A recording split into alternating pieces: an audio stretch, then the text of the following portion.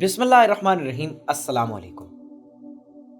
نظریہ ارتقاء یعنی کہ ایوولوشنری تھیوری انسان کی فکری تاریخ کے طاقتور ترین نظریات میں سے ایک ہے، اور جتنے اس نظریے نے انسانی فکر پر اثرات ڈالے ہیں شاید ہی کسی اور نظریے نے ڈالے ہوں۔ چارلس ڈارون ارتقاء کے اپنے نظریات کے لیے پوری سائنسی جماعت اور پوری دنیا میں جانا جاتا ہے۔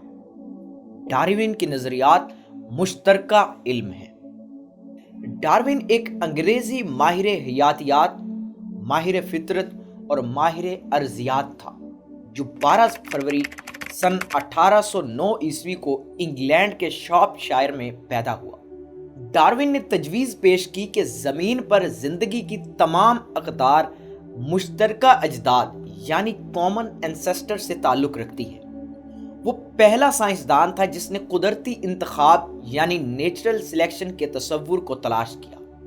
اس کی کتاب آن دی اوریجن آف سپیشیز میں اس نے ارتقاء کے نظریات کی بہت حد تک وضاحت کی اور دنیا کے سامنے اس کو بطور نظریہ ارتقاء یعنی کہ ایوولوشنری تھیوری کے طور پر پیش کیا، اور آج دنیا میں چارلس ڈارون کو اس نظریے کا بانی سمجھا جاتا ہے۔ لیکن آپ یہ جان کر حیران رہ جائیں گے کہ حیاتیاتی ارتقاء یعنی بایولوجیکل ایوولوشن، اس کا تصور ڈارون سے ہزاروں برس پہلے سے ہی موجود تھا۔ ڈارون کے نظریے کے بنیادی طور پر دو ستون ہیں: نیچرل سلیکشن یا قدرتی انتخاب، اور ڈسینٹ ود ماڈیفیکیشن یعنی ترمیم کے ساتھ سلسلہ نسب کا چلنا۔ جیسا کہ پہلے کہا جا چکا ہے کہ ڈارون نے اس نظریے کو بنیاد فراہم کی، لیکن دلچسپ بات یہ ہے کہ قدرتی انتخاب یعنی نیچرل سلیکشن کا ذکر ڈارون سے 1000 سال پہلے ایک مسلمان مفکر جاہز پیش کر چکے تھے، جو ڈارون کے نظریے سے حیرت انگیز طور پر مشابہ بھی ہے۔ جاہز کا پورا نام ابو عثمان عمر بحر الکنانی البصری تھا۔ وہ سن 776 عیسوی میں بصرہ میں پیدا ہوئے تھے۔ ان کا خاندان بے حد غریب تھا اور ان کے دادا ساربان تھے۔ جاہز خود بچپن میں بصرہ کی نہروں کے کنارے مچھلیاں بیچا کرتے تھے۔ ان کے بارے میں کہا جاتا ہے کہ وہ بد شکل تھے، جس کی وجہ سے لوگ ان کا مذاق اڑایا کرتے تھے۔ عربی لفظ جاہز کا مطلب ایسا شخص ہے جس کے دیدے باہر کو نکلے ہوئے ہوں، لیکن جاہز نے ان رکاوٹوں کو آڑے نہیں آنے دیا اور تہیہ کر لیا کہ اپنے مخالفوں کو علم کی روشنی سے شکست دیں گے۔ اس مقصد کے لیے انہوں نے تعلیم حاصل کرنے کا سلسلہ جاری رکھا۔ وہ خود لکھنے پڑھنے کے ساتھ ساتھ فارغ اوقات میں مختلف علمی محافل میں جا کر تقاریر اور مباحثے سنا کرتے تھے۔ اس زمانے میں معتزلہ فرقہ جڑ پکڑ رہا تھا اور ان کی محافل میں مذہبی مسائل، فلسفہ اور سائنس پر دھواں دھار بحثیں ہوا کرتی تھی۔ جاہز نے باقاعدگی سے ان محفلوں میں شرکت شروع کر دی، جس سے انہیں اپنے نظریات وضع کرنے میں بہت مدد ملی۔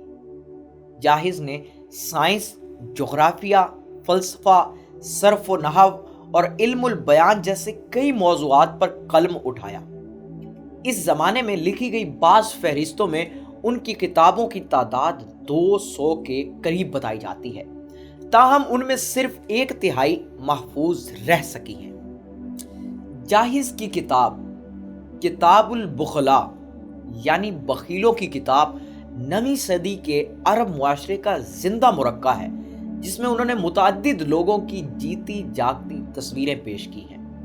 یوں تو جاہز نے 200 سے زائد کتابیں لکھی ہیں، جن میں ارتقاء یعنی ایوولوشن کے سلسلے میں کتاب الحیوان یعنی بک آف اینیمل سب سے دلچسپ ہے۔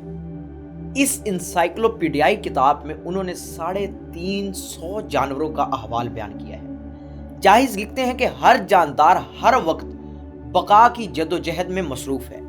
جانور زندہ رہنے کے لیے خود سے چھوٹے جانوروں کو کھا جاتے ہیں، مگر خود بڑے جانوروں کی خوراک بن جاتے ہیں۔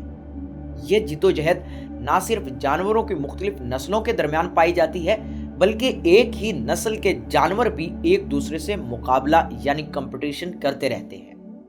جاہز کی تصنیف کتاب الحیوان میں 350 جانوروں کا احوال بیان کیا گیا ہے۔ جاحظ اس بات کے قائل تھے کہ جانوروں کی ایک نسل مختلف عوامل کی وجہ سے دوسری نسل میں تبدیل ہو سکتی ہے، اور ان کا خیال تھا کہ خوراک، ماحول اور پناہ گاہ ایسے عوامل ہیں جو جانوروں پر اثر انداز ہو سکتے ہیں، اور انہی کے زیر اثر جانوروں کی خصوصیات بھی تبدیل ہو سکتی ہیں۔ یہ خصوصیات ایک نسل سے دوسری نسل میں منتقل ہوتی رہتی ہیں، اور جانور بتدریج اپنے ماحول میں زیادہ بہتر طریقے سے ڈھلنے لگتا ہے۔ اس طرح بہتر خصوصیات والے جانور بقا کی دوڑ میں کامیاب رہتے ہیں۔ جانور اپنی بقا یعنی اپنے سروائیول کے لیے مسلسل جد و جہد میں مگن رہتے ہیں، اور وہ ہر وقت خوراک حاصل کرنے، کسی کی خوراک بننے سے بچنے اور اپنی نسل آگے بڑھانے کے لیے کوشاں رہتے ہیں۔ یہی وہ نظریہ ہے جو بعد میں بقائے اصل یعنی سروائیول آف فٹیسٹ کہلایا۔ جاحظ کے ان خیالات کا اثر بعد میں آنے والے مسلمان مفکرین پر بھی ہوا، چنانچہ ہمیں ان کی بازگشت فارابی، ابن العربی، رومی، البیرونی، ابن خلدون اور دوسرے حکماء کے ہاں ملتی ہے۔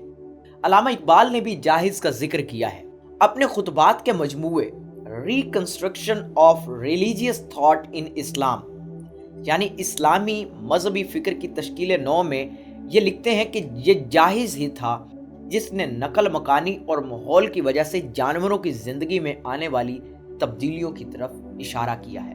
جاحظ کے بارے میں مزید جاننے کے لیے جڑے رہیے ڈسکور وزڈم چینل کی دی سیکرٹ آف پرسنالٹی سیریز کے ساتھ۔ ہم جاحظ کے بارے میں مزید معلومات آپ کے سامنے رکھیں گے اس قسط کے پارٹ نمبر 2 میں۔